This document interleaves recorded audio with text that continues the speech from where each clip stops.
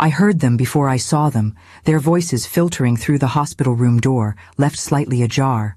My 3 children, huddled in the hallway, whispering about my possessions as if I were already dead. The beach house should fetch at least $2 million in this market. Daniel's voice, always calculating, always precise. My oldest, the financial advisor who measured life in portfolios and profit margins. What about Mom's jewelry? That sapphire set Dad gave her for their 30th anniversary must be worth something, Vanessa chimed in. My daughter, who once had such a tender heart before ambition hardened it. I've already contacted a buyer for the art collection, Robert added. My youngest, always following his siblings' lead. We should move quickly before the market shifts. My eyelids felt like they were weighted with stones, but somehow I forced them open. The sterile ceiling of the hospital room came into focus, followed by the steady beeping of monitors that had apparently been my only faithful companions these past. How long had it been? Days? Weeks? The last thing I remembered was reaching for my reading glasses, a sudden crushing pressure in my chest, the world tilting sideways. Then, darkness. Now, I lay motionless, breath shallow, as my children divided my life, while machines confirmed I still had one. What about her personal things? Vanessa again. The photo albums? Dad's letters? Storage unit, Daniel replied dismissively. We can sort through it later or just toss it. Nobody wants that sentimental junk. Sentimental junk. 68 years of memories reduced to junk by my own son. The realtor's meeting me at the beach house tomorrow, Robert said. She thinks we can close by the end of the month if we price it aggressively. The beach house. My sanctuary. The place where I'd watched sunsets with Richard before cancer took him 5 years ago. The place where my grandchildren had built sandcastles and collected shells. The place that held so many secrets my children knew nothing about. A nurse entered then, efficient in her blue scrubs, checking the monitors beside my bed. She glanced toward the door. Your children still here, Mrs. Sullivan? Should I tell them you're showing signs of improvement? I managed the slightest shake of my head, a movement so small it was barely perceptible. The nurse leaned closer, her voice dropping to a whisper.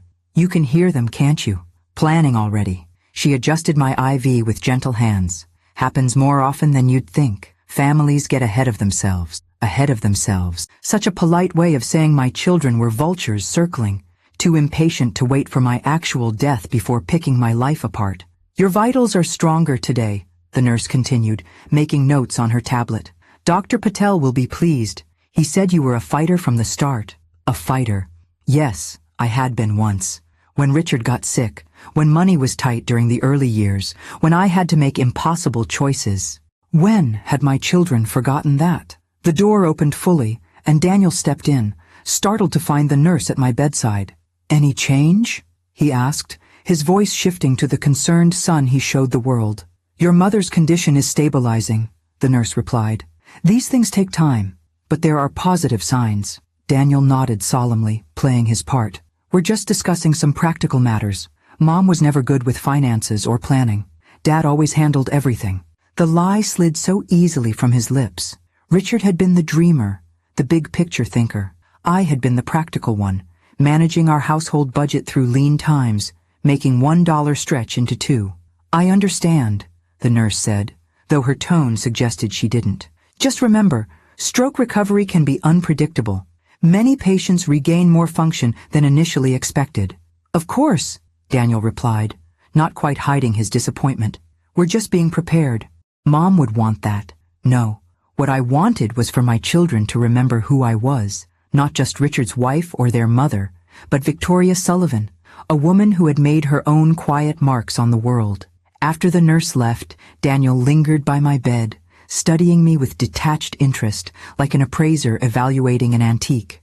We're taking care of everything, Mom, he said, perhaps noting the slight flutter of my eyelids. You don't need to worry about a thing. My tongue felt leaden, useless. I wanted to scream, to grab his expensive tie and pull him close enough to see the life still burning in my eyes. Instead, I lay silent, imprisoned in my failing body. He patted my hand awkwardly. The beach house, your condo, all the financial loose ends. We're handling it all, just like Dad would have wanted, just like Richard would have wanted. My husband, who made me promise that some things were sacred, that some promises transcended even family. If only Daniel knew the truth. Daniel left shortly after, rejoining his siblings in the hallway. Their voices faded as they walked away, already discussing what furniture was worth keeping and what should be sold. Alone in my hospital room, I felt something beyond the physical pain of my stroke, a deep, searing betrayal that hurt worse than any medical condition. My children couldn't even wait until I was cold before erasing me from my own life. I closed my eyes, conserving what little strength I had. The beach house. I needed to warn someone, needed to protect what wasn't mine to lose, what wasn't theirs to sell. My fingers twitched slightly against the white hospital sheet, and I focused all my energy on that small movement. The nurse had called me a fighter. She had no idea how right she was. That night, as moonlight filtered through the Venetian blinds, casting prison bar shadows across my bed, I made a decision. I would not rage against my children's betrayal. I would not break down in hurt and disappointment. I would teach them a lesson they would never forget. 3 days later, as feeling gradually returned to my left side and words began to form again on my lips, I heard Vanessa in the hallway, phone pressed to her ear. "Yes, we're proceeding with the sale," she was saying. "The paperwork's already being processed. No, there's no recovery expected. The doctors say even if she wakes up, she'll never be the same." A lie, Dr. Patel had just that morning told me I was making remarkable progress, that with therapy I could regain most of my function. "The beach house closes next week," Vanessa continued. "Daniel's handling Mom's accounts. Yes, we're being smart about it. Pre-inheritance planning, the attorney called it. Pre-inheritance planning.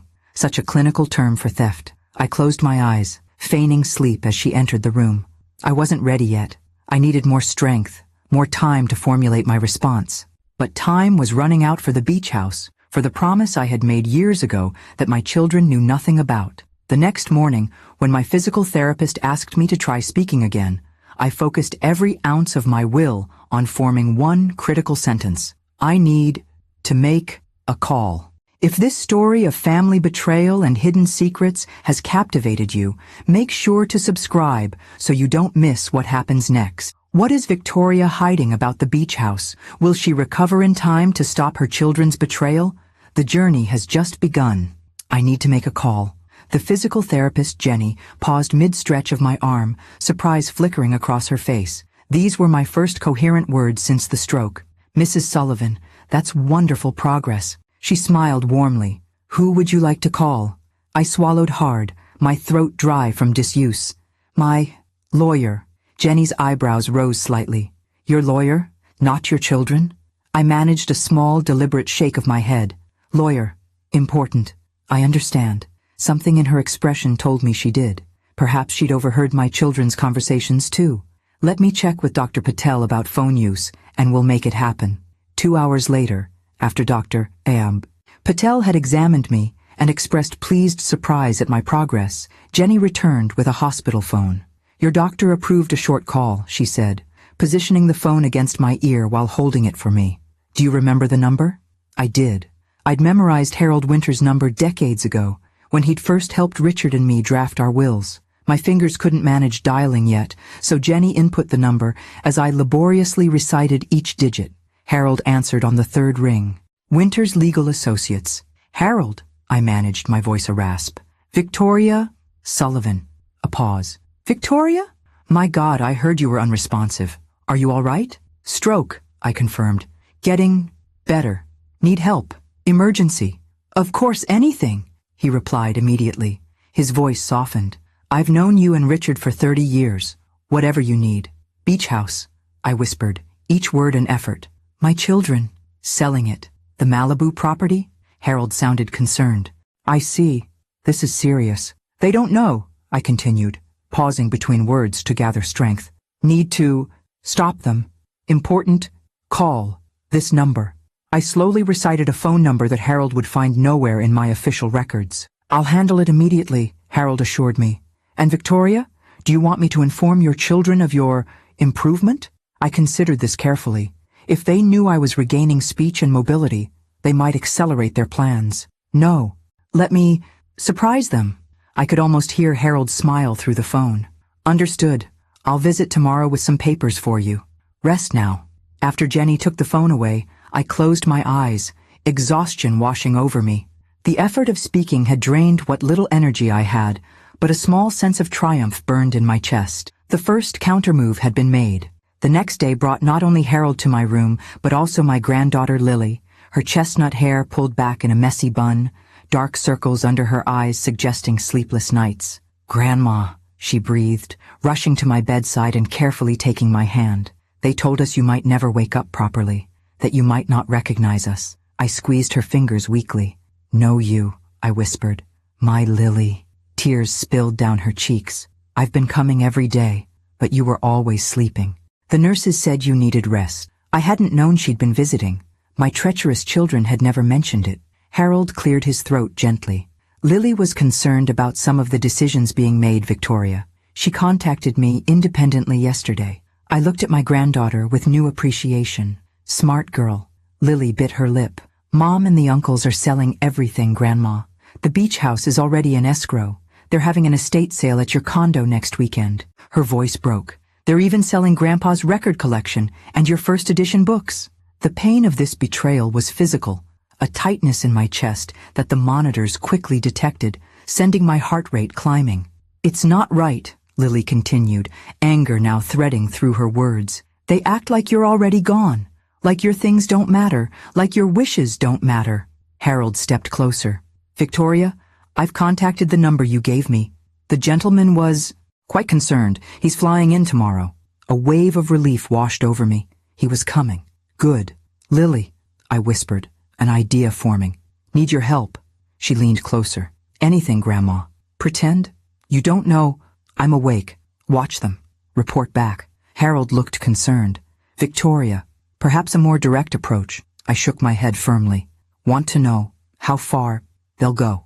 Lily nodded, determination hardening her features. "I'll keep visiting you secretly. They barely notice what I do anyway. One more thing," I added, my voice strengthening slightly with practice. "Need cell phone. Private." Harold reached into his briefcase. I anticipated that. He produced a simple smartphone. "It's already programmed with my number, Lily's, and the contact you requested. Basic functions only, large text for easier reading." Lily took the phone, showing me how to use the voice command feature that would compensate for my still clumsy fingers. "I'll hide it in your water pitcher drawer when I leave," she whispered. "The nurses never look there." As they prepared to leave, Harold paused. "Victoria, there's something else you should know. Daniel has been asking questions at the county records office. Apparently there's something unusual about the beach house title that's delaying the sale." A small smile tugged at my lips. So, they were discovering that things weren't as straightforward as they'd assumed. "Good," I whispered. After they left, I lay back against the pillows, mental fatigue overwhelming me. The physical effects of the stroke were challenging enough, but this betrayal by my own children cut deeper than any medical condition. I drifted into an uneasy sleep, dreams filled with fragmented memories. A promise made years ago, Richard nodding his approval as I signed papers, the beach house keys being placed in hands that weren't my children's. "Mrs. Sullivan? You have visitors." The nurse's voice pulled me from sleep. I opened my eyes to find all three of my children standing at the foot of my bed, their expressions a carefully composed mixture of concern and solemnity. "She looks better today," Vanessa observed clinically. "More color." "The doctor says these fluctuations are normal," Daniel replied. "It doesn't indicate actual improvement." I kept my face slack, my eyes unfocused, playing the role of the semi-conscious patient they expected. Through barely open lids, I studied them. Daniel in his tailored suit, checking his watch impatiently. Vanessa scrolling through her phone between performative glances at me. Robert shifting uncomfortably, the only one showing a hint of genuine distress. "Mom," Daniel said loudly, as if volume could penetrate brain damage. "We're taking care of everything. The house is being sold to a lovely family. They have children who will enjoy the beach just like we did." Liar. The lovely family was undoubtedly one of the real estate development companies that had been trying to acquire oceanfront properties in that area for years. "We've also arranged for your things to be properly handled," Vanessa added. "Some items will go to family members who will treasure them."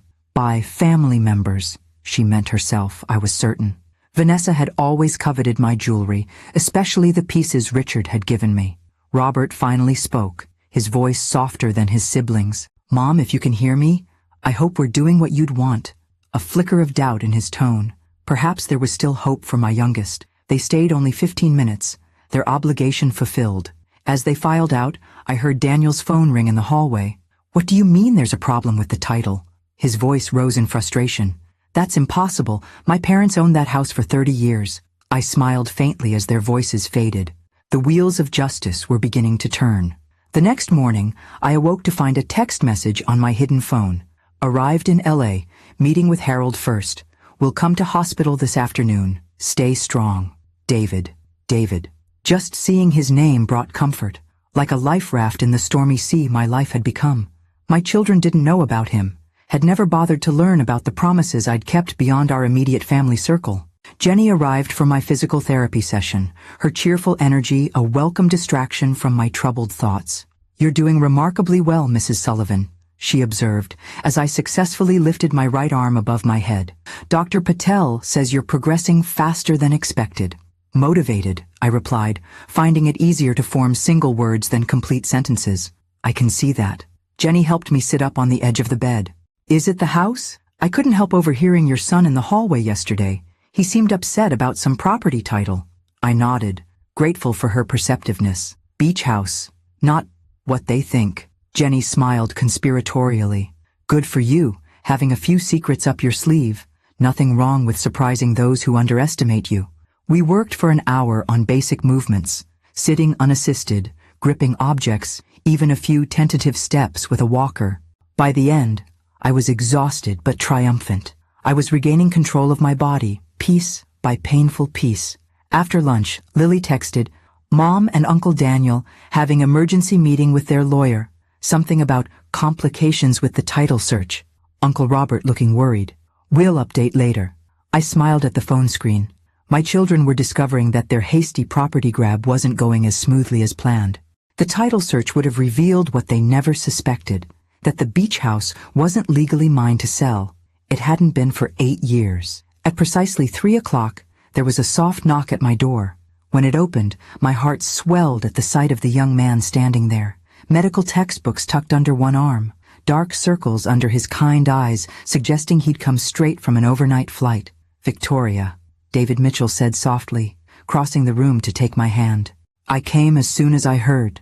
I squeezed his fingers, tears welling in my eyes. "David, thank you." He pulled a chair close to my bedside, setting his books aside. At 28, he looked so much like his mother. Sarah's same thoughtful eyes, the same determined set to his jaw. But there was something of his father, too, in the gentle way he held my hand, careful of the IV line. "Harold told me what's happening," he said, his voice low with controlled anger. "Your children are selling the beach house. My beach house." I nodded, relief washing through me that he was here, that I wasn't fighting this battle alone. "They don't know," I managed to explain. "Never told them. That you gave me the house after Mom died?" David shook his head in disbelief. "That it's been in my name for 8 years? How could they not know?" Richard and I decided better that way. It was exhausting to speak, but I needed David to understand. Kids already. Resented? Money we gave? Your mother. For your education. David's face softened with old pain. "I remember the arguments. When they found out you were helping pay my medical school tuition. They never understood," I whispered. "Sarah was like sister to me. Promised her I'd help you. And you did." David's voice cracked slightly. "More than help. You gave me security, a future. That house is the only real asset I have. It's what allowed me to focus on my residency instead of worrying about debt like my classmates." I nodded, remembering the day Richard and I had made the decision. Our children had been furious when they discovered we were wasting family money helping Sarah with David's education after her cancer diagnosis. They'd never understood the depth of my friendship with Sarah, how we'd been there for each other through everything. My early miscarriages, her divorce, my children's difficult teenage years, her cancer battle. When Sarah died, I'd promised to see David through medical school. Richard and I had discussed it at length, concerned about our own children's increasing materialism. The beach house solution had been Richard's idea. Put it in David's name, let him use it as collateral if needed, ensure he had security while pursuing his dream of becoming a doctor like his father. We'd keep using it as a family, but the ownership would protect both David and the property from our children's growing sense of entitlement. "What are you going to do?" David asked, bringing me back to the present. I smiled faintly. "Watch them. Discover. They can't sell what isn't theirs. The realtor called me yesterday, David said. Apparently my name came up on the title search. She was very confused. Daniel will be more than confused, I replied, a hint of my old spark returning. He'll be furious. As if summoned by our conversation, the door burst open. Daniel stood there, his normally composed face flushed with anger, a folder clutched in his hand. Behind him hovered Robert, looking uncomfortable, and a woman I didn't recognize, likely their lawyer. "Mom," Daniel snapped, forgetting in his anger that he supposedly believed me unresponsive. "What the hell is going on with the beach house?" His eyes then registered David sitting beside me, and confusion crossed his face. "Who are you?" David stood, extending his hand professionally. "David Mitchell. I believe you're trying to sell my house." Daniel ignored the outstretched hand. "Your house? That's ridiculous. That beach house has been in our family for decades. And 8 years ago, your mother and father transferred ownership to me," David replied calmly. "Completely legal, properly documented, and registered with the county." The lawyer stepped forward. "Mr. Sullivan, perhaps we should discuss this outside." "No," Daniel cut her off. "I want to hear from Mom. Mom, can you hear me? Did you give our beach house away to this stranger?" I looked directly at my son, abandoning the pretense of semi-consciousness. "Not stranger," I said clearly. "David, Sarah's son." Daniel's face went slack with shock. Whether from hearing me speak or from my confirmation of David's claim, I couldn't tell. Robert moved closer to the bed. "Mom, you're awake? You understand us?" I nodded slowly. "Everything. Heard everything. Selling my things. Dividing. While I'm still alive." Robert had the grace to look ashamed, his gaze dropping to the floor. Daniel, however, recovered quickly. "Mom, you're confused. The stroke has affected your memory. We're just managing your affairs while you recover. As for this beach house situation, there's clearly been some mistake." "No mistake," I interrupted, each word stronger than the last. "David owns house. My decision, Richard's decision. 8 years ago." The lawyer cleared her throat. "I've reviewed the documentation, Mr. Sullivan. The title transfer appears completely legitimate. Your mother and father transferred ownership to Mr. Mitchell in 2017, retaining lifetime usage rights." Daniel's face contorted with rage. "This is absurd! Why would they give our family vacation home to some charity case?" David stiffened beside me, but maintained his composure. "I'm hardly a charity case, Mr. Sullivan. I'm a surgical resident at Massachusetts General, and your parents had their reasons, which they were kind enough to share with me, if not with you." "Get out," Daniel snapped. "This is a family matter." "Actually," David replied, "since it concerns my property, I believe I have every right to be here."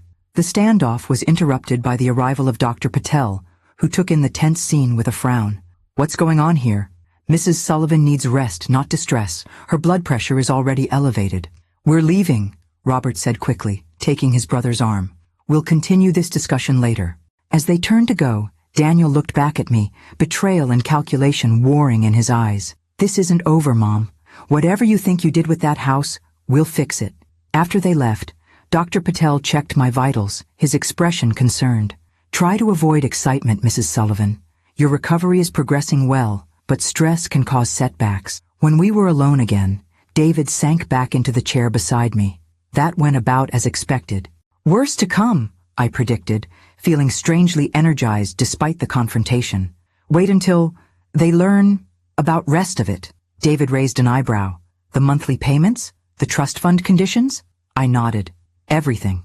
They don't deserve your protection," David said softly. "Not after how they've behaved." "Not protecting them," I clarified. "Teaching them. Lesson long overdue." As the afternoon sun slanted through the hospital blinds, casting golden light across the sterile room, I felt a sense of clarity I hadn't experienced in years. My children needed to learn that there were consequences to their actions, that the world didn't revolve around their expectations and desires, and I would be the one to teach them, one painful revelation at a time. News travels quickly in families, especially when inheritance is involved. By evening, Vanessa had stormed into my hospital room, designer handbag swinging wildly, face flushed with indignation.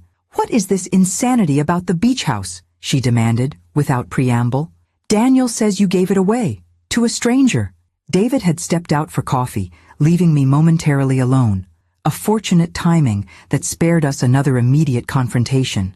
"Not stranger," I replied, finding my voice stronger after a day of practice. "David, Sarah's son." "Your friend's kid?" Vanessa's voice rose incredulously. "The one you wasted all that money on for medical school?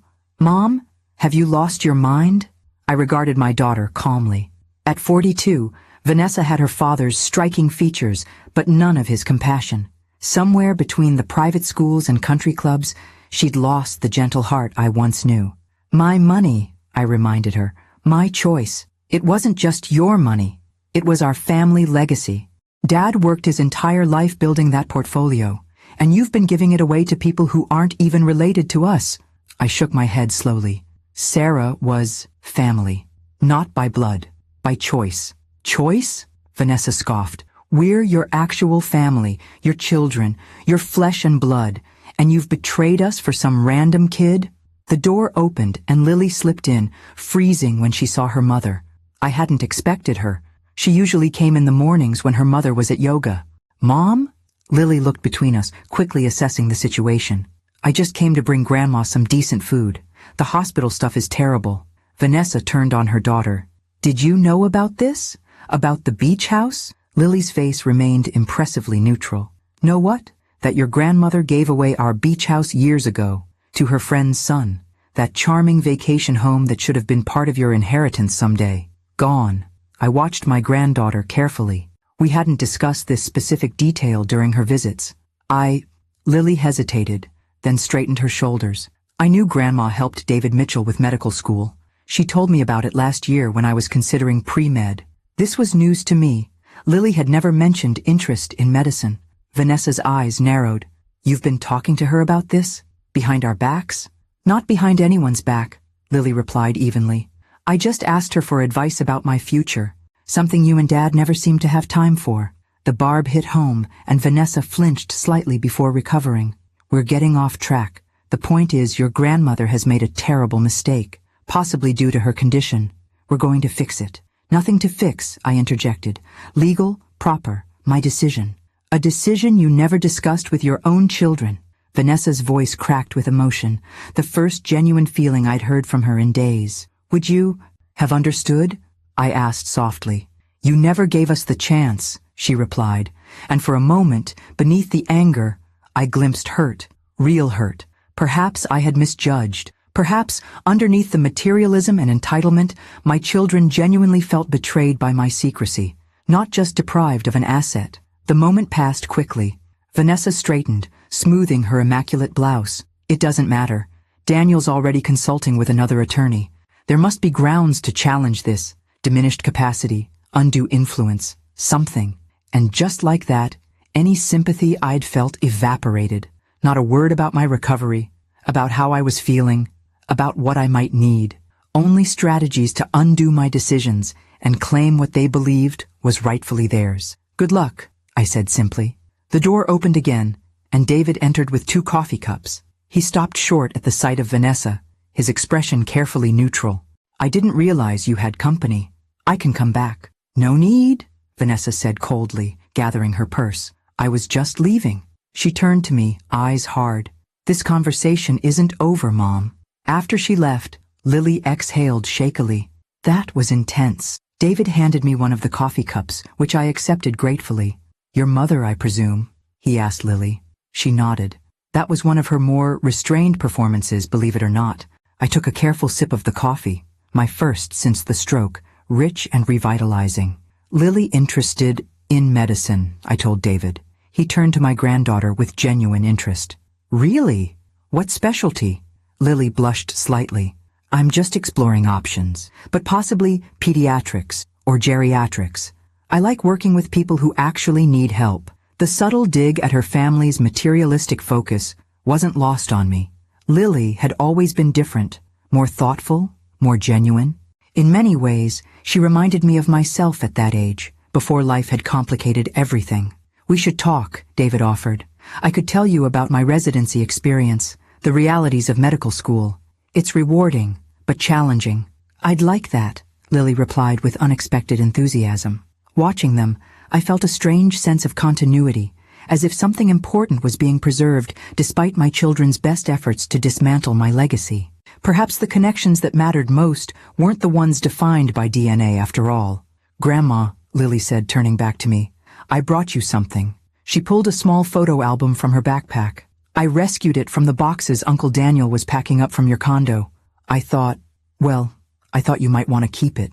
She placed it in my lap, and I recognized it immediately.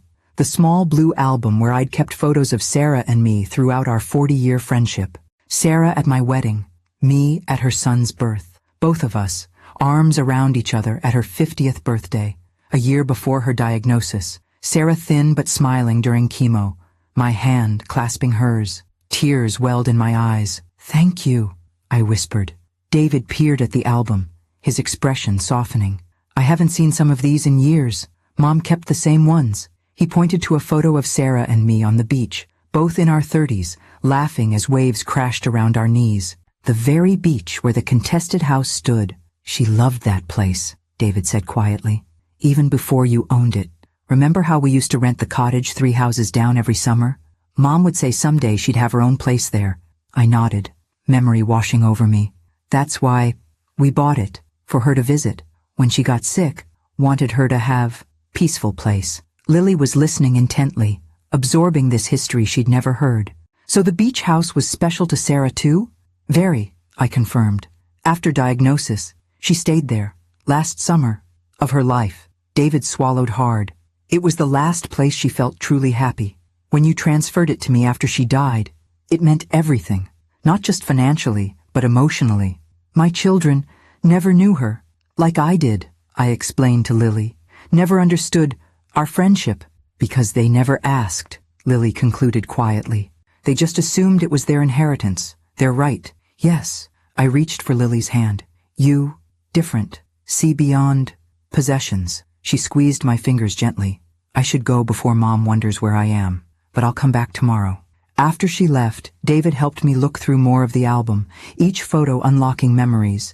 Camping trips with our young children, holiday celebrations, Sarah standing as godmother at Vanessa's christening, a role my daughter had apparently forgotten.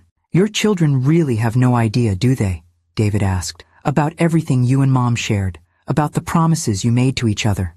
"No," I admitted. "My fault, partly. Protected them. Too much. Never showed them real world. And now they're selling off your life without a second thought." There was no judgment in his tone, only sadness. "Not everything," I corrected, a small smile forming. "Beach house, just beginning. Wait until they try to access bank accounts." David raised an eyebrow. "You have more surprises in store?" "Many," I confirmed. "Richard and I planned carefully, suspected this might happen someday."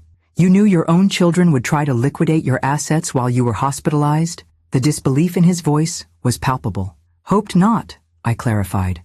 "Prepared, just in case." Richard saw signs, their focus on money, possessions, worried what would happen if I was alone. David shook his head slowly. "And they think you were the financially naive one." As evening approached, Harold arrived with documents for me to review.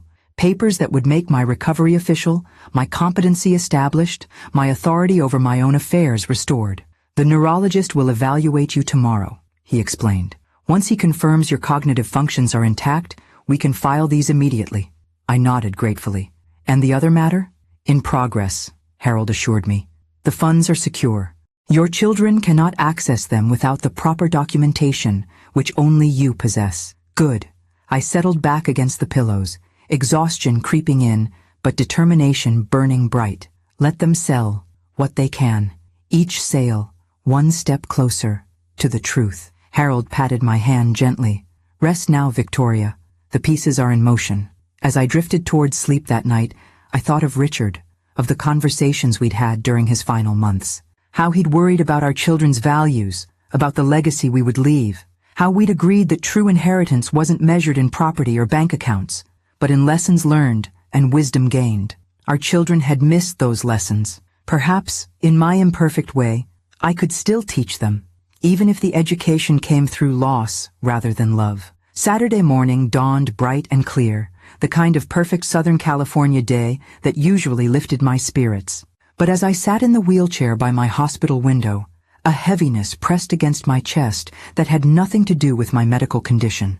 Today was the estate sale at my condo. Today, strangers would pick through my possessions, haggling over prices, walking away with pieces of my life clutched in their hands. "Are you sure you want to do this?" David asked, standing behind my wheelchair. "It's not too late to stop it." I shook my head firmly. "Need to see. Need to know. Doctor." Patel had cleared me for a brief outing, 4 hours maximum, with David, a trained medical professional, accompanying me. My children knew nothing of this approval, nothing of my planned visit to the very sale they had organized. "Your blood pressure," David reminded me. "If you get too upset, I'll be fine," I assured him, my speech improving daily with therapy. "Just observe. No confrontation. Not yet." He didn't look convinced, but nodded anyway. "Harold will meet us there. And Lily knows we're coming." The hospital discharge was surprisingly simple.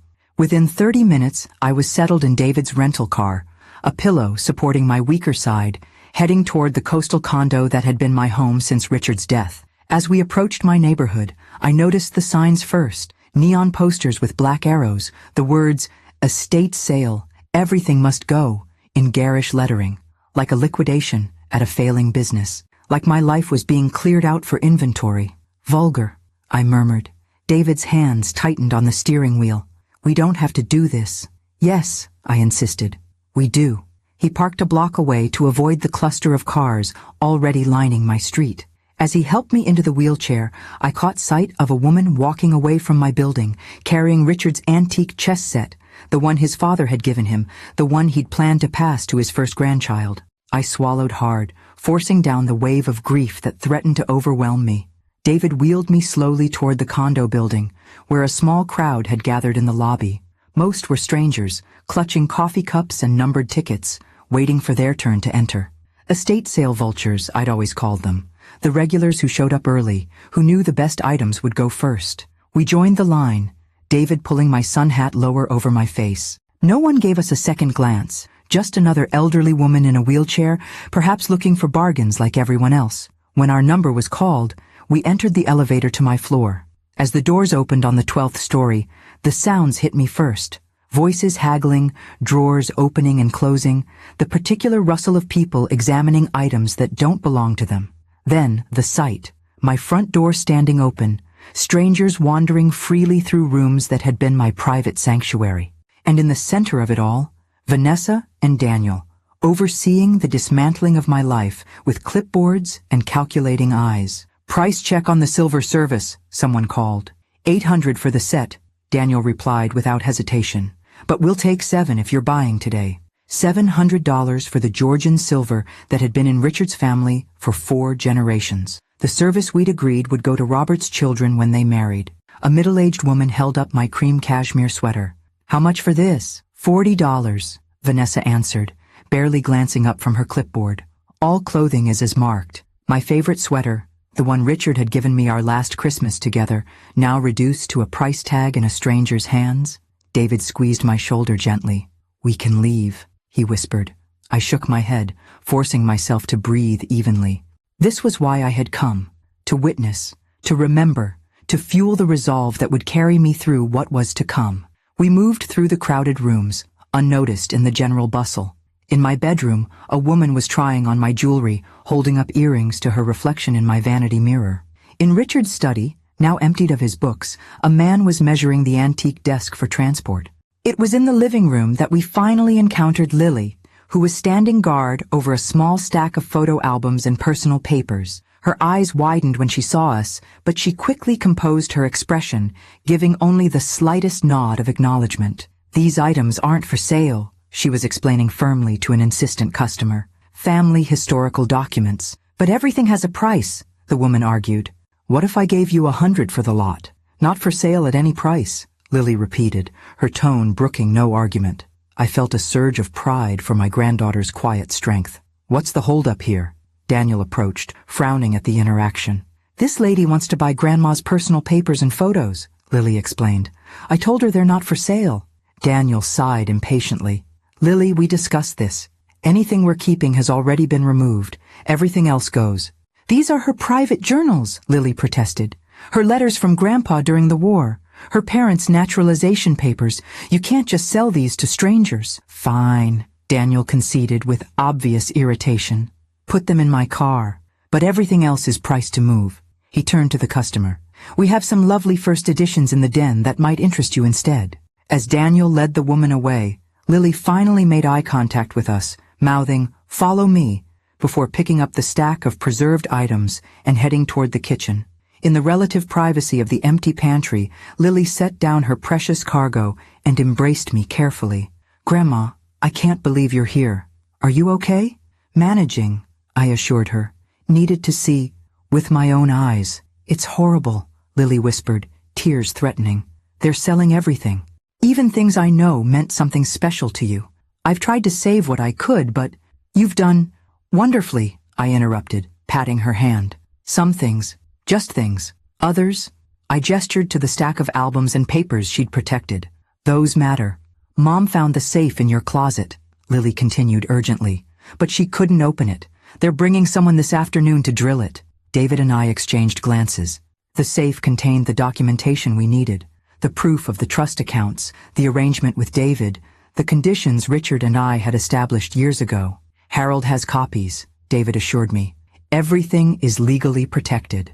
I nodded, though unease settled in my stomach. The safe also contained personal items, letters between Richard and me that were meant for no one else's eyes, the original deed to the beach house with Sarah's name mentioned in the transfer notes, explaining our reasons. "What's going on in here?" Vanessa's voice cut through our whispered conversation as she appeared in the pantry doorway. Her eyes widened as she registered my presence. "Mom, what the hell are you doing here?" "Visiting my home," I replied calmly. "While it's still mine." Vanessa's gaze darted to David, then back to me, comprehension dawning. "You checked yourself out of the hospital? Are you insane? You had a stroke." "Doctor approved," I said simply. "Short visit." "And you?" Vanessa turned on Lily.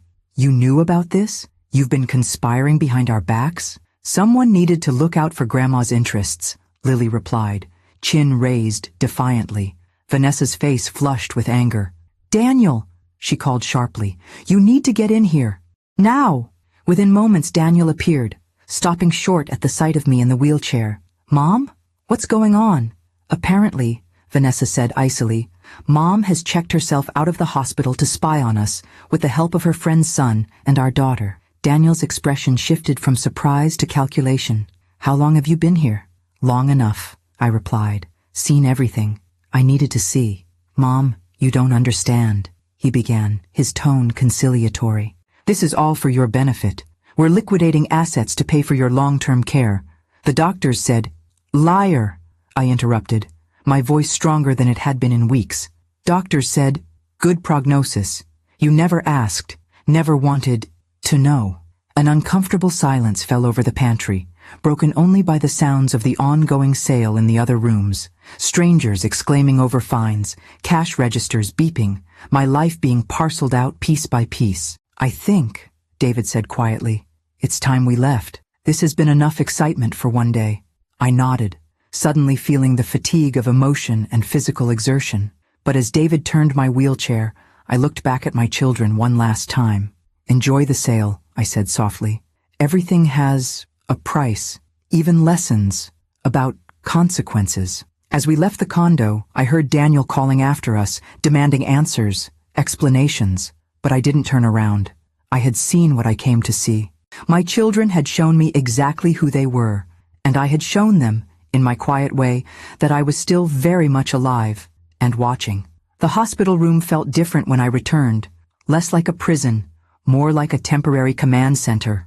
Dr. Patel had been informed of my outing, and, after checking my vitals, seemed impressed rather than concerned. "Your blood pressure is actually lower than before you left," he noted, reviewing the monitors. "Sometimes confronting our fears is better than lying here imagining the worst." "Not fears," I corrected him.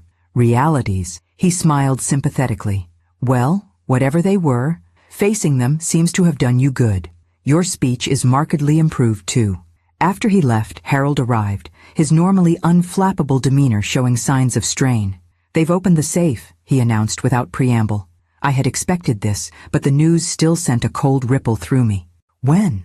About an hour ago. A locksmith drilled it open. Daniel has the contents. David, who had stepped out to get coffee, returned in time to hear this. All of it? The trust documents? The letters? Harold nodded grimly. Everything. He called me immediately, demanding an explanation. He's on his way here now. I closed my eyes briefly, centering myself. Good. Time for truth. Victoria, Harold cautioned. He's extremely agitated. Perhaps we should postpone this confrontation until you're stronger. No more postponing, I said firmly. No more secrets. We didn't have long to wait. Less than 20 minutes later, Daniel burst into my room, a folder clutched in his hand, his face flushed with anger. Robert trailed behind him, looking uncomfortable and out of place. What the hell is this? Daniel demanded, waving the folder. Some kind of trust that gives half your estate to this outsider? Conditions that we have to fulfill to receive our inheritance? Were you planning to tell us any of this before we embarrassed ourselves trying to sell property that apparently isn't even ours? I regarded my eldest son calmly. Sitting would be better. Long conversation. He remained standing, vibrating with indignation, but Robert sank into a chair by the window, looking relieved to be off his feet. I don't need to sit, Daniel snapped. I need explanations. This document says the beach house legally belongs to David Mitchell. It says our trust fund distributions are contingent on demonstrated financial responsibility and community service. It says you've been setting aside money every month for years to support him through medical school. Our family money. My money, I corrected gently. My choice. Dad would never have agreed to this insanity. Your father co-signed every document, I replied. His idea, many of them. Daniel looked as if I'd slapped him. That's not possible. Dad believed in family first. Always. Yes, I agreed. But family. More than blood. Sarah was my family. David became our family too. Robert finally spoke, his voice quiet. Mom, why didn't you tell us? All these years. Would you have understood? I asked, the question genuine rather than accusatory. When we helped Sarah with David's college tuition, you all objected, called it waste. Because he wasn't related to us, Daniel interjected. Because he needed it, I countered. Your father and I watched you all, growing entitled, taking for granted your privilege, caring more about things than people. Robert flinched visibly at this assessment. So this was some kind of test? Daniel's voice dripped with sarcasm. And apparently we failed, so you decided to give away our inheritance to teach us a lesson? Not all, I clarified. Proportional. You still receive substantial amounts. If, I emphasized the word, you fulfill conditions. Community service? Financial responsibility evaluations? We're not children, Mom. Then stop acting like them, I replied simply. Robert leaned forward. These conditions, what exactly do they involve? Harold stepped in, his legal training making the complex document more accessible. Each of you would need to complete 500 hours of community service at approved organizations, demonstrate responsible financial management for a period of 18 months, and participate in philanthropic planning. This is ridiculous, Daniel sputtered. We have careers, families. We don't have time for charity work. I found time, I reminded him. Working full-time. Raising 3 children. Still volunteered. Hospital, literacy program, women's shelter. That was different, he dismissed. You were a housewife. You had flexibility. I felt, rather than saw David stiffen behind me, but he maintained his professional composure.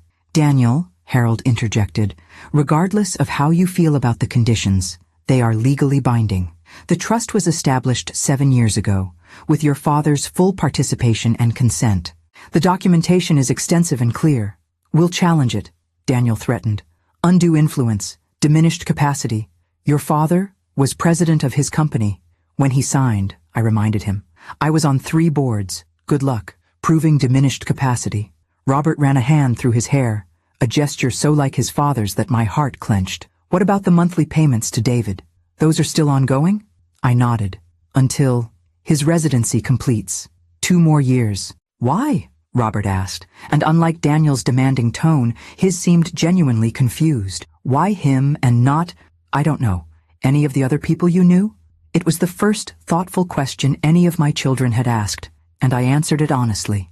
Sarah saved my life, once, I said quietly. Literal, not figurative. Pulled me from car after accident. Stayed with me, hospital, 3 days. Never left, my side. Richard traveling. You children, too young to remember. This was clearly news to both of them.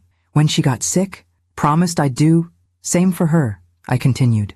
Cancer took her, but I could still help her son. Keep my promise. Robert absorbed this silently while Daniel paced the small room. And the beach house? Robert finally asked. Why give him that specifically? Sarah loved it there, I explained. Last place? She was happy. David spent summers nearby as child. Richard and I decided, right thing. Give David security. Let him focus, becoming doctor, like his father. You could have just set up a normal trust for him, Daniel argued. Not given away our family vacation home. Not really. Family home, I pointed out. You visited twice in 5 years. Too busy. Working. Traveling. Only Lily came. Regularly with me.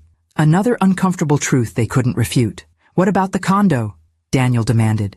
Is that even yours to sell? Or have you given that away too? Condo is mine, I confirmed. But proceeds, not yours to spend. Medical trust, established, for my care.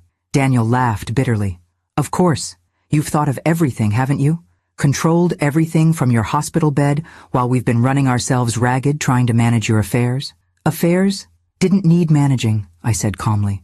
I wasn't dying, wasn't incapacitated, permanently. You assumed, never asked. Doctors, never asked me. The truth of this hung in the air between us. Robert stood suddenly. I need some time to process this. He turned to Harold. The estate sale. What happens to that money? It must be placed in escrow, Harold replied. Since the sale was conducted without proper authorization, the funds cannot be distributed until Mrs. Sullivan provides written consent. Of course, Daniel muttered. More control. He turned to leave, the folder still clutched in his hand, but paused at the door. This isn't over, Mom. You can't manipulate us like this. We're not charity cases you can reform with your conditions and your tests. After they left, the room fell silent except for the steady beep of monitors. David sighed heavily. That went about as well as expected, he observed. Better than I feared, I replied. Robert listened, actually heard some of it. Harold gathered his briefcase. I'll file the paperwork confirming your competency tomorrow. Once that's done, you'll regain full control of your accounts and medical decisions. After he left, David pulled a chair closer to my bed. Are you really okay? That was intense. I nodded, feeling a strange sense of relief despite the confrontation. Truth, finally out. No more pretending. They're still selling your things, he reminded me gently. Just things, I replied, surprising myself with how little it suddenly mattered. What's important? Preserved. I patched his hand. Sarah would be so proud of you. His eyes brightened with unshed tears. I hope so. I'm trying to live up to her example. And yours. As evening settled over the hospital, I found myself thinking not of what I had lost that day, but what had been revealed. The true character of my children, the strength of my granddaughter, the fulfillment of a promise made long ago. The beach house was safe. David's future was secure. And my children faced a choice that would reveal, once and for all, what they truly valued. The confrontation has begun. Will Victoria's children accept the terms of their inheritance or fight against their mother's wishes? What other revelations await this fractured family? Subscribe now for the next chapter of this compelling story about promises, betrayal, and the true meaning of legacy. Sunday brought an unexpected visitor. I was finishing my morning physical therapy when Robert appeared in the doorway, alone and bearing a small potted orchid. Mom, he greeted me, awkwardly hovering at the threshold. Is this a good time? I nodded, gesturing to the chair beside my bed. Jenny, my therapist, gave me an encouraging smile as she gathered her equipment. You're making wonderful progress, Mrs. Sullivan, she said. Keep practicing those exercises, and we might discuss discharge planning by the end of the week. After she left, Robert placed the orchid on my bedside table. It's from your condo, he admitted. I rescued it before it could be sold. I remember Dad gave it to you for your anniversary. The simple gesture caught me off guard. Of all the possessions being liquidated, he had thought to save a living thing that required care and attention. "Thank you," I said, genuinely touched. "Very thoughtful."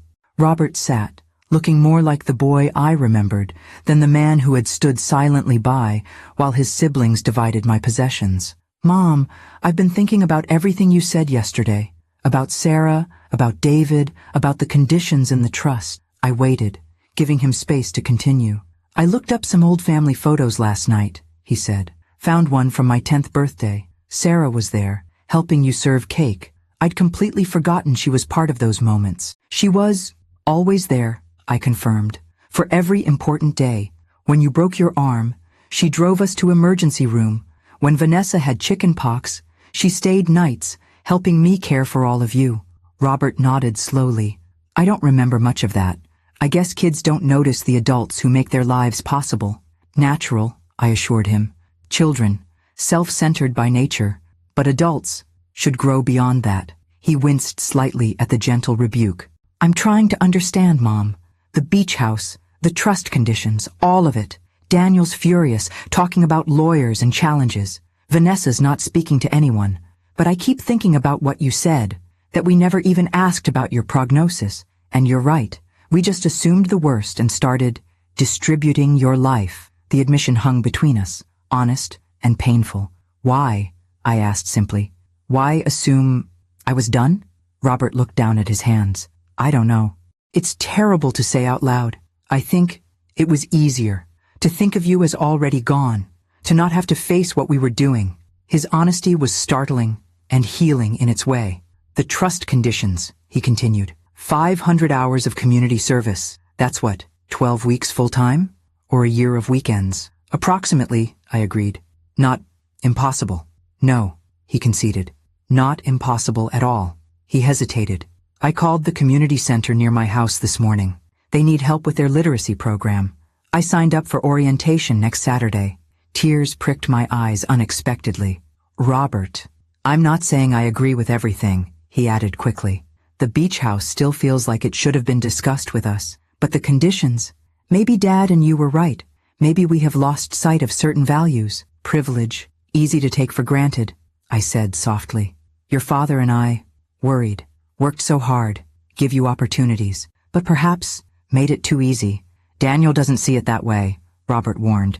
"He's convinced you've been manipulated by David, by Harold, by anyone except your own judgment. He's determined to break the trust." "His choice," I replied.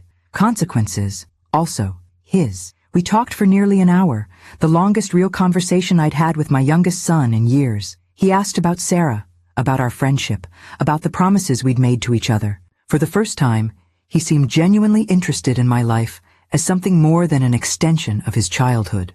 As he prepared to leave, he hesitated. "Mom, there's something else you should know. Daniel found some papers in your safe, investment records, account numbers. He's been making calls, trying to access those funds." My heart sank. "Without authorization?" Robert nodded uncomfortably. "He's convinced himself it's for your benefit, for your care, but using my money. Without permission is theft," I finished for him. "Even from one's mother." "I told him as much," Robert admitted.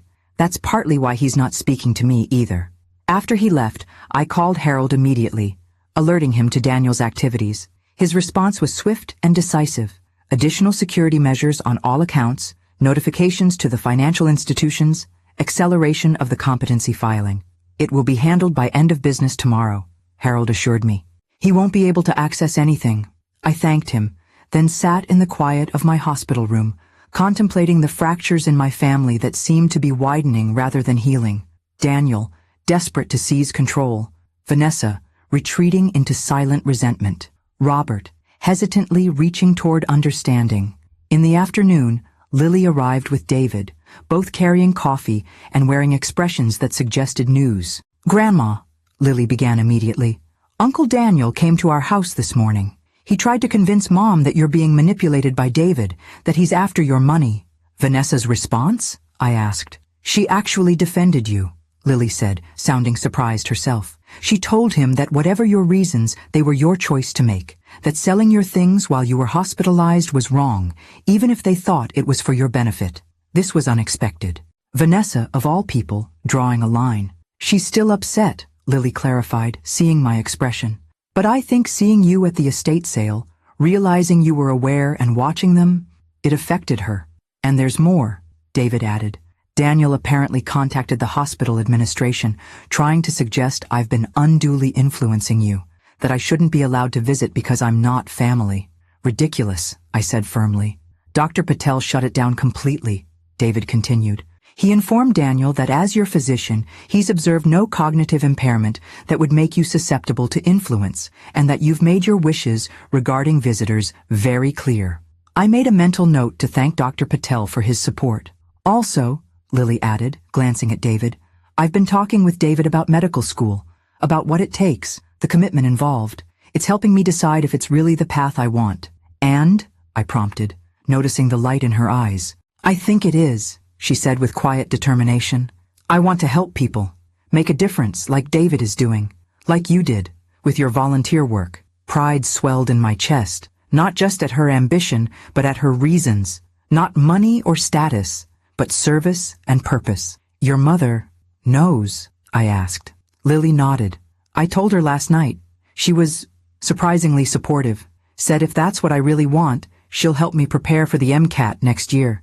Another small shift, another unexpected response. Perhaps the earthquake of revelations was rearranging more than just property rights.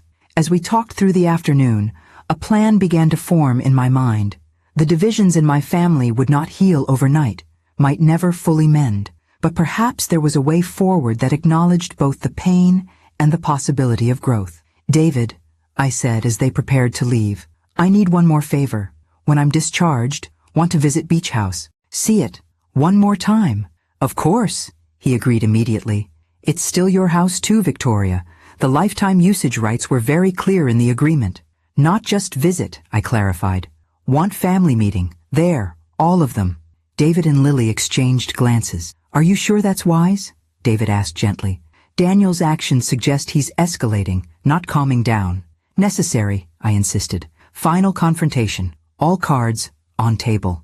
As they left, I turned to the window, watching the sunset paint the sky in shades of gold and pink. Tomorrow would bring discharge planning, the formal restoration of my legal competency, the first steps toward reclaiming my independence, but the true healing of my family, of old wounds and new betrayals that would require more than legal documents and medical clearances.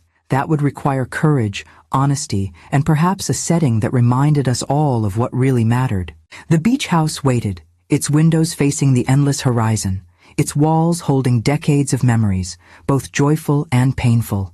The perfect place for endings and beginning. 5 days later, I stood on my own 2 feet at the hospital entrance, leaning only slightly on a cane as David brought his car around.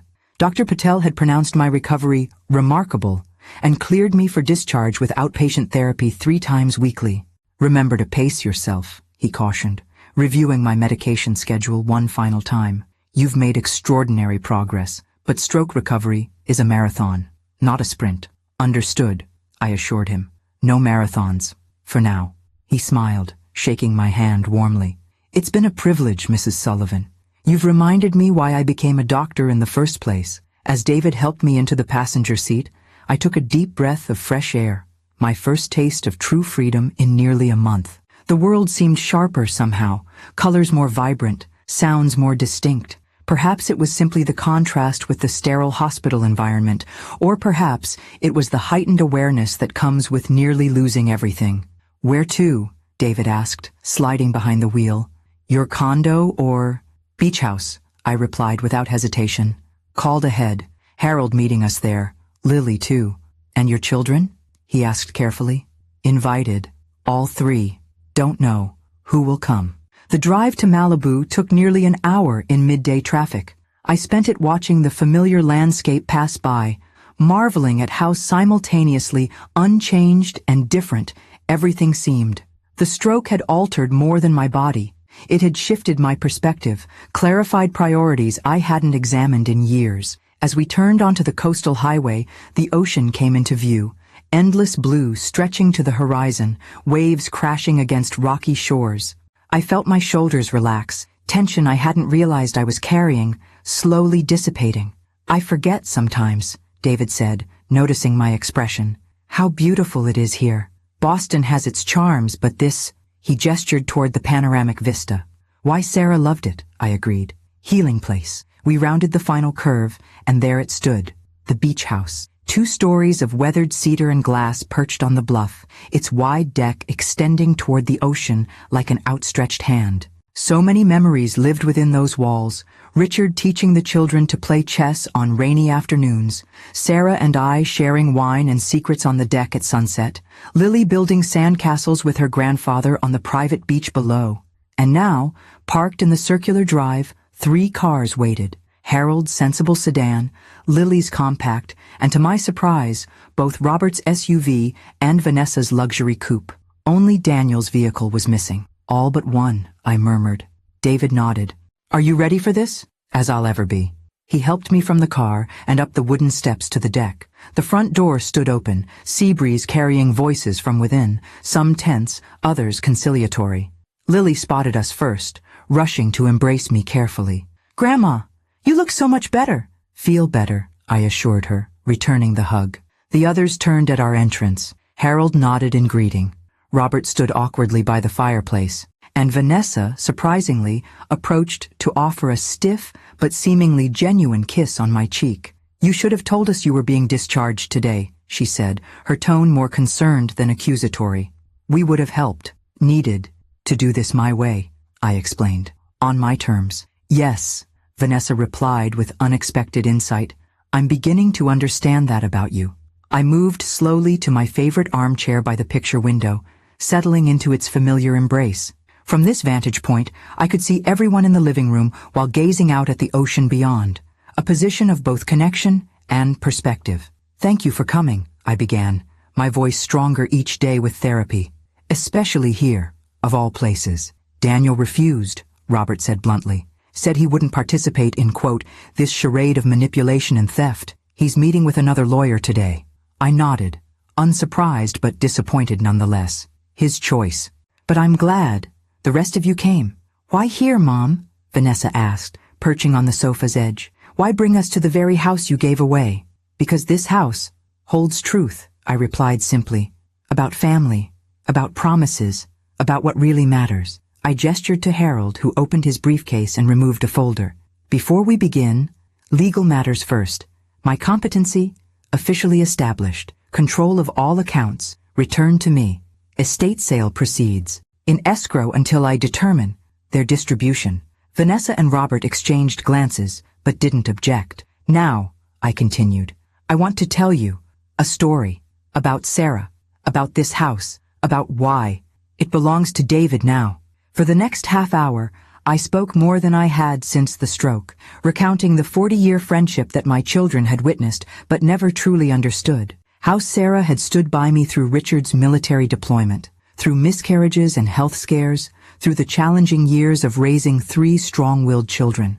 How I had supported her through divorce, single parenthood, and finally, the devastating cancer diagnosis. When Sarah knew she was dying, I explained, her greatest fear wasn't death itself. It was leaving David, without support, his father, long gone, no siblings, no extended family.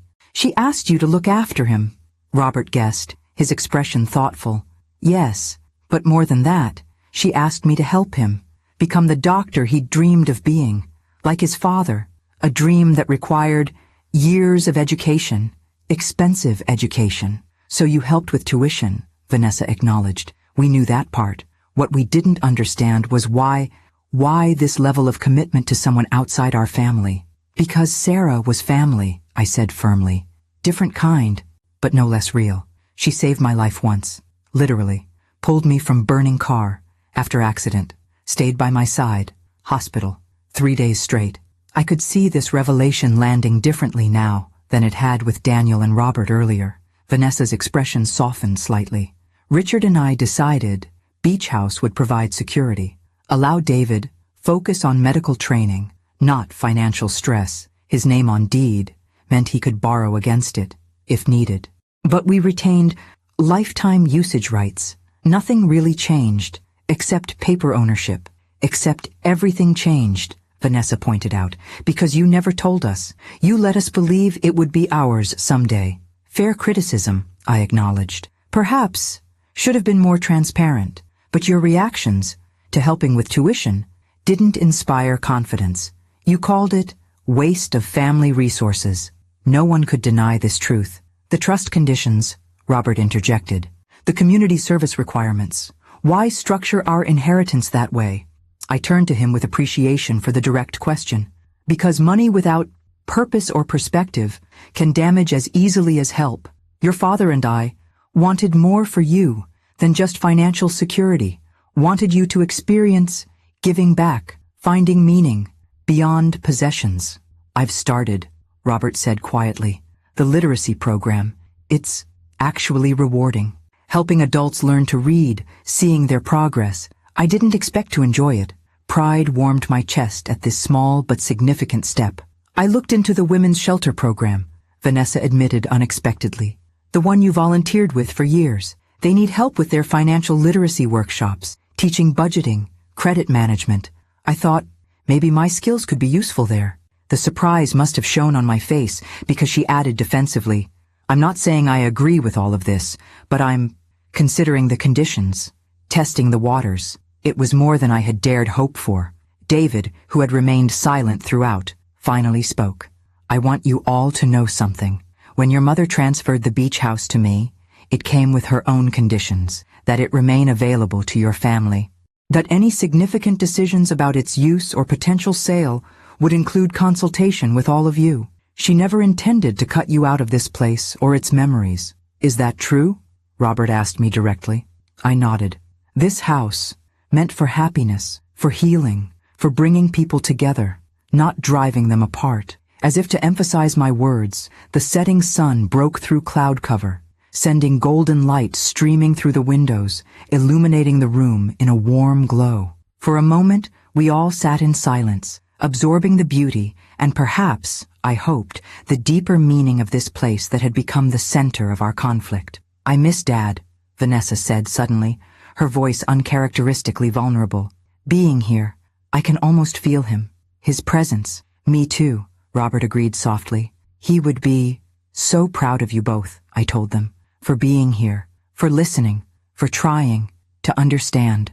The moment of connection was fragile but real, a tentative bridge across the chasm that had opened between us, not complete, not with Daniel's absence and the wounds still fresh, but a beginning. Outside, waves crashed against the shore in their eternal rhythm, reminding us that some things remained constant, even as others changed forever. The peace of our family gathering shattered with the sound of tires on gravel. Through the front windows, we watched Daniel's luxury sedan skid to a stop in the circular drive, his movements jerky with anger as he slammed the car door and strode toward the house. This should be interesting, Vanessa murmured, straightening as if preparing for battle. I gripped my cane tighter. Let him speak. Hear him out. Daniel burst through the open doorway, his normally impeccable appearance disheveled, his eyes darting from face to face before settling on me with laser focus. Well, isn't this cozy? He said, voice tight with controlled fury. The whole family gathered at our beach house. Oh wait, not our beach house anymore. Mom gave it away to a stranger. Daniel, Robert began, if you just listen. I've heard enough, Daniel cut him off. While you've all been sitting here getting manipulated, I've been doing actual research. He brandished a folder similar to the one Harold had brought. Found some very interesting things about the timing of this property transfer. He approached, towering over my seated figure. The beach house was transferred to David Mitchell 8 years ago, just months after Dad's first cancer diagnosis. Convenient timing, wouldn't you say? When he was vulnerable? When you both knew he might not survive? A cold silence fell over the room. Even Vanessa looked shocked at the accusation. That's enough, David said quietly, stepping forward.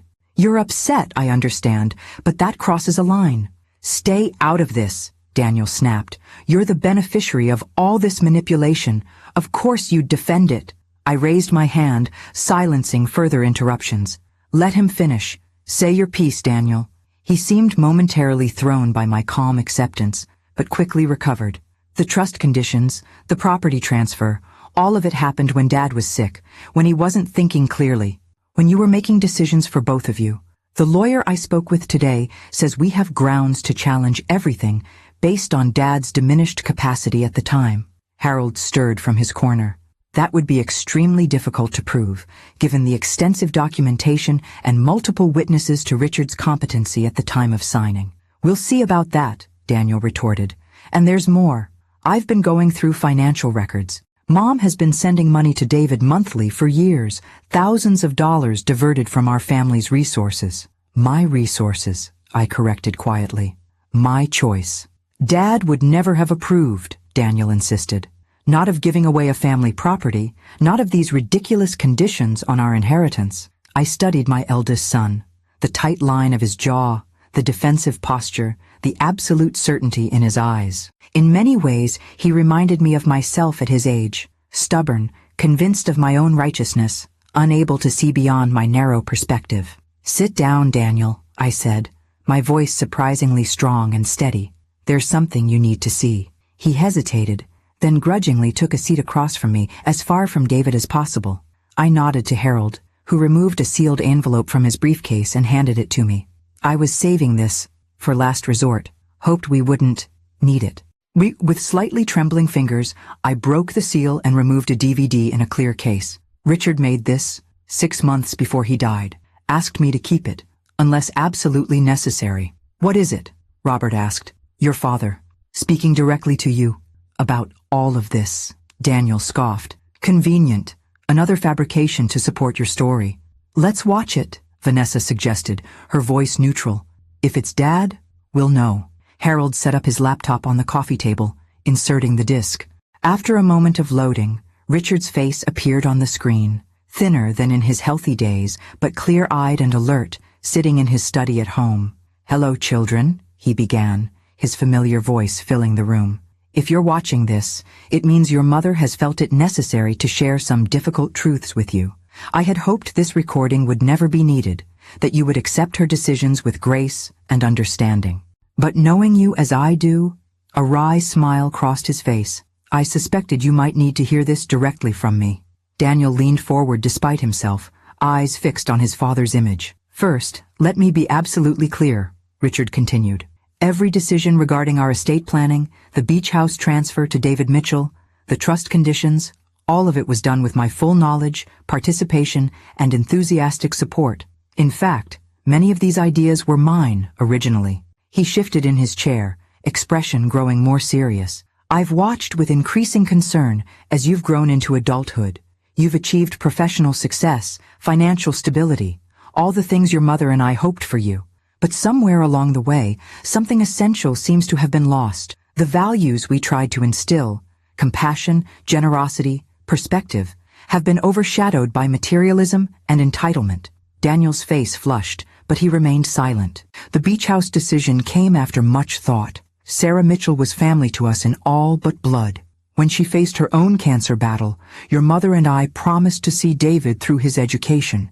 The property transfer provided him security while ensuring he could focus on becoming the doctor he was meant to be. It was the right thing to do, both practically and morally. Richard leaned closer to the camera. As for the trust conditions, consider them a final lesson from your father. Money without purpose destroys more lives than it enhances. I've seen it happen throughout my career. Inherited wealth without responsibility or perspective, leading to emptiness and dysfunction. I want better for you. His expression softened. I love you all, more than you can know. This isn't punishment, it's protection. The greatest gift I can give you isn't financial security, but the opportunity to discover what truly matters. Your mother has honored my wishes perfectly. Any anger you feel should be directed at me, not her. The recording ended with Richard's gentle smile, frozen on the screen for a moment before fading to black. The silence that followed was profound, broken only by the distant sound of waves against the shore. Daniel stood abruptly, walking to the window with his back to the room. His shoulders were rigid, hands clenched at his sides. Daniel? I called softly. I need some air, he muttered, pushing through the door to the deck without looking back. Robert wiped moisture from his eyes. That was hard to watch. But it was Dad. Unmistakably Dad. Every word, every mannerism, Vanessa agreed quietly. No one could fake that. I watched Daniel through the window, standing at the deck railing, facing the ocean as darkness began to fall. His posture spoke of conflict, of a world view being forcibly realigned. Give him time, I suggested. Hardest for him to accept, most invested in his version of events. Why is he so resistant? Lily asked, speaking up for the first time since Daniel's arrival.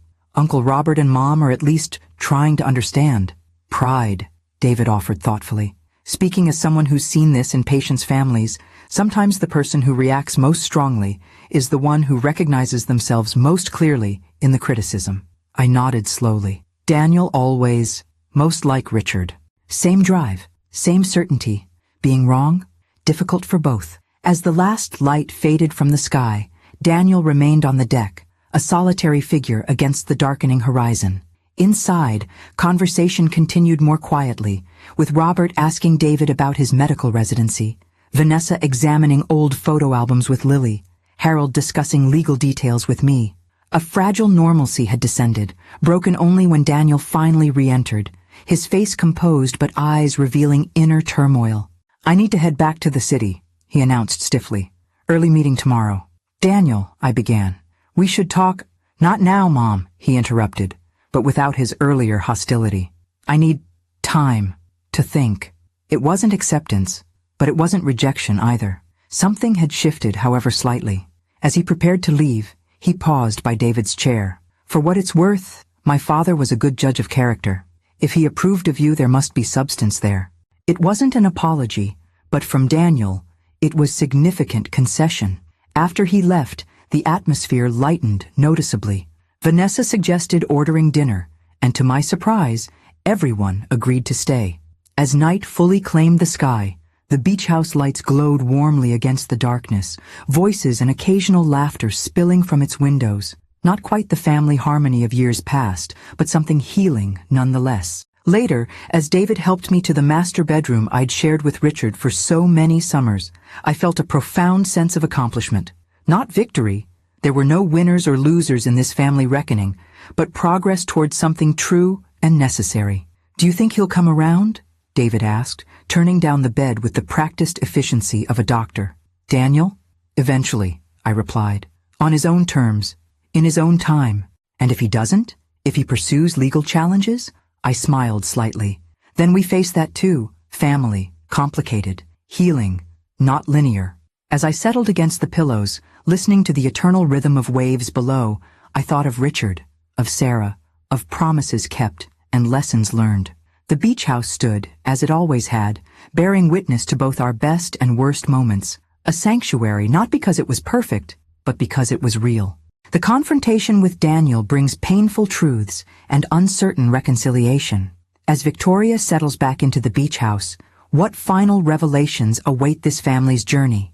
Will Daniel choose healing or continued conflict? The story approaches its emotional conclusion in the next chapter. Subscribe now so you don't miss it. 6 months passed with the steady rhythm of seasons changing. My recovery continued. Physical therapy twice weekly, speech almost completely restored, the cane relegated to a corner most days. The beach house became my primary residence, its peaceful surroundings more conducive to healing than my city condo. Life settled into new patterns. Robert visited most weekends, often bringing his children, who delighted in rediscovering the beach their father had loved as a boy. Vanessa came less frequently but with growing ease, sometimes staying overnight, our conversations gradually moving beyond pleasantries to something approaching genuine connection. Daniel remained distant, communicating primarily through terse emails and occasional phone calls. He had abandoned his legal challenges after consulting multiple attorneys, all of whom confirmed the solidity of our estate planning. A détente of sorts had been established, not warm, but no longer openly hostile. Lily became a regular fixture, spending every other weekend at the beach house, often bringing textbooks to study for her MCAT preparations. To my delight, she and David had developed a mentor relationship that benefited them both, her providing connection to the family that had once rejected him offering guidance through the challenging pre-medical journey. On a bright October morning, almost exactly 1 year after my stroke, I sat on the deck watching dolphins play in the distance, a light breeze carrying the salt scent of ocean. The doorbell rang, and I rose to answer it, surprised to find Daniel standing there, looking uncharacteristically uncertain. "Mom," he greeted me formally. "Is this a good time?" "Always," I replied, stepping back to welcome him. "Coffee?" He nodded, following me to the kitchen where I moved with comfortable familiarity, preparing 2 cups. We carried them to the deck in silence, settling into adjacent chairs facing the ocean. "You're looking well," he observed after a moment. "Almost back to normal. Better than normal," I corrected gently. "Stronger in many ways." He nodded, his gaze fixed on the horizon. "I've been doing a lot of thinking this past year. About Dad, about the trust conditions, about my reaction to everything." I waited, giving him space to continue at his own pace. "I started the community service hours," he said finally, "at a financial literacy program for low-income families, teaching budgeting, investment basics, retirement planning." Surprise and pleasure warmed me. "That's wonderful, Daniel." "It's not what I expected," he admitted. "These people, they work so hard with so little. Knowledge most of us take for granted. How credit works, how to build savings. It's transformative for them. I'm seeing real changes in their lives. Giving back changes the giver too," I observed. He nodded slowly. "Dad was right, about perspective, about what matters." He turned to face me directly. "I'm sorry, Mom, for how I behaved during your illness, for what we tried to do with your things. It was inexcusable." The apology, so long awaited, was offered simply and directly, Daniel's way. "Forgiven," I replied with equal simplicity. "Family, imperfect, all of us." "I met David last week," he continued, surprising me further. "Asked him to lunch, wanted to know about his work, his plans for the future. And he's impressive," Daniel acknowledged. "Dedicated. I can see why Dad approved of him, why you do." Coming from Daniel, this was high praise indeed. "The beach house," he said, gesturing to our surroundings. "I understand now why it belongs to him, what it represents. Part of Sarah's legacy," I agreed. "And now, part of ours too." We sat in comfortable silence, watching pelicans dive for fish in the rolling waves. Something had healed between us. Not completely, perhaps never completely, but significantly. "I have news," Daniel said eventually. 2 pieces, actually. "Oh? First, I've accepted a board position with the Financial Literacy Foundation. It means cutting back at the firm, but it feels right." I reached over to squeeze his hand, too moved for words. "Second," he continued, "Amanda and I are expecting.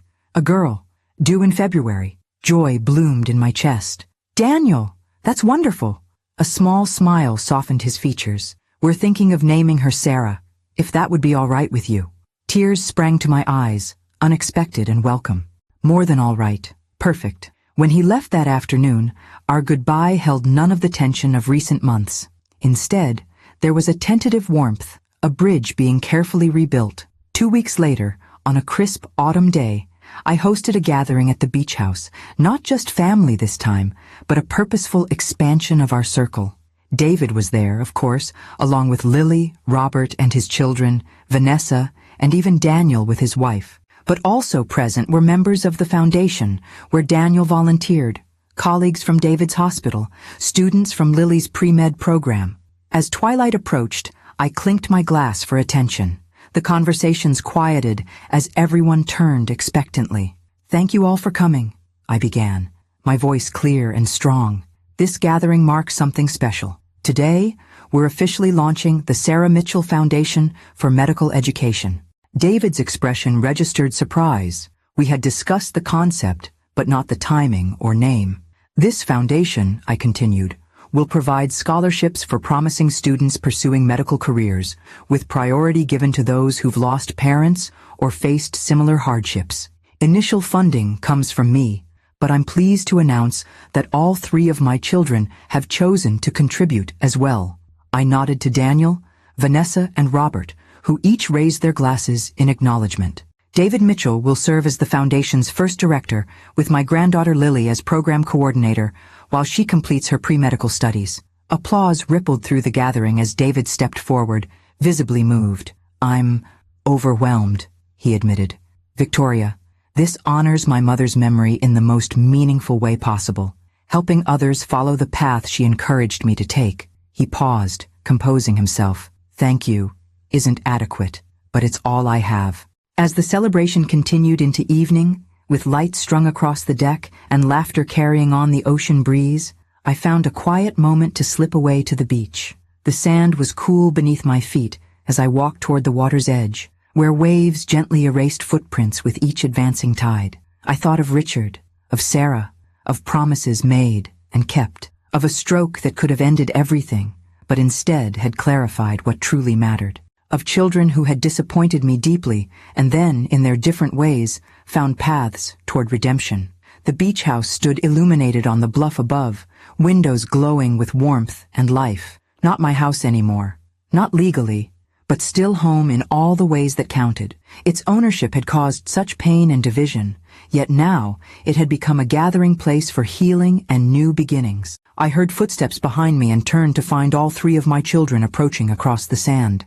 "Mom, everyone's asking for you," Vanessa said, reaching me first. "David wants to make some kind of toast. Just needed a moment," I explained, "to appreciate everything." Daniel gestured toward the house. "You've created quite a legacy up there. Not the one we expected, perhaps, but meaningful." "Not my legacy," I corrected gently. "Ours, all of us, including Sarah, including Richard." Robert offered his arm as we turned back toward the house. "Dad would be proud tonight. Of all of us, I think." As we walked together along the shore, the tide washing away our footprints behind us, I felt a sense of completion. Not perfection, life offered no such guarantees, but something equally valuable: authenticity, connection, purpose. The inheritance my children had once so desperately sought to claim had been transformed into something far more valuable than property or bank accounts. They were learning, in their individual ways, what Richard and I had hoped to teach them all along: that true legacy lies not in what we possess, but in what we give. Not in what we claim as ours, but in what we create together. And that some promises, once made, reshape not just our lives, but the lives of generations to follow.